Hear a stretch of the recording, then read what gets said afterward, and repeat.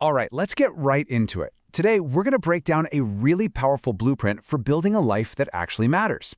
This is all about making a huge shift, a shift from just being a passenger in your own life to becoming the architect of your own future. And that starts with a pretty direct question, one I want you to really sit with for a second.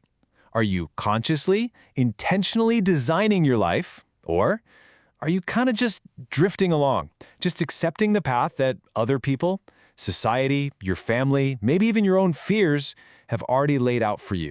Because really, that question forces you to look at two very, very different ways to live. Over on the left, you've got a life by default. And look, that's the easy route, right? It's built on what everyone else expects of you. You chase realistic goals, and you know where that usually ends up? Regret.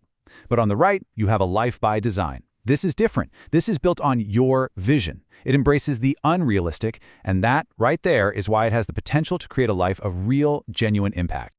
So that's where we start, with the very first pillar of this builder's blueprint. And honestly, it's the foundation for everything else. You have to have an ambitious, personal, and yeah, an unrealistic vision for yourself. So what do we even mean by a true vision? Well, it's not just another thing on your to-do list. Not at all. Think of it more like a gravitational force. It's supposed to feel just a little bit out of your grasp, something that really stretches you. And its true power, it's the force that's going to pull you forward when things inevitably get hard. And you can really see the difference here, can't you? On one side, you've got the person who just works through their to-do list. They're just maintaining the now, staying busy, staying comfortable. But on the other side, you've got someone who's creating a whole new reality from their vision. See, a to-do list just keeps you busy. A vision, that's what makes you a builder. And I love this quote because it just hits the nail on the head. If your vision isn't making some people, and maybe even yourself, a little bit nervous, it's probably just not big enough. That feeling, that little bit of fear, that's not a stop sign. It's a signal that you're actually onto something important. But of course, a vision without any action is just a daydream, right? And that brings us to the second pillar, the price of admission. This is all about completely flipping the script on how you think about risk. Risk isn't something you run away from, it's the cost of entry for doing anything that matters.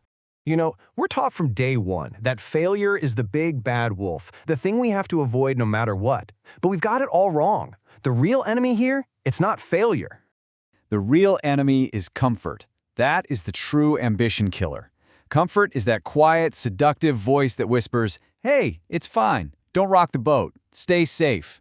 It's a trap, plain and simple, and it's designed to keep you small and keep that vision locked away. We have to start seeing comfort for what it is, a gilded cage. So if comfort is the trap, what does that make failure? Well, failure is the tuition you pay for greatness. It really is that simple. Every single setback, every rejection, that's not the end of the road. It's just feedback. It's data. It's the process teaching you what doesn't work so you can find a better way forward. Okay, so you've got your vision. You've made peace with risk. But what powers this whole thing? What's the engine that drives this journey? That brings us to pillar number 3, the Relentless Engine. This is the non-negotiable price you have to pay to turn any vision into a reality.